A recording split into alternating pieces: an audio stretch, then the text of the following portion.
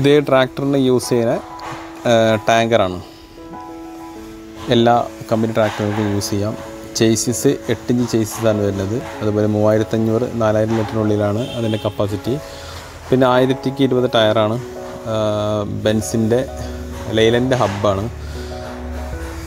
80,000 രൂപയാണ് ഉദ്ദേശിക്കുന്നത്. താല്പര്യമുള്ള ആൾക്കാർ വിളിക്കുക. 93 88 111 775. പുതിയതാണ്.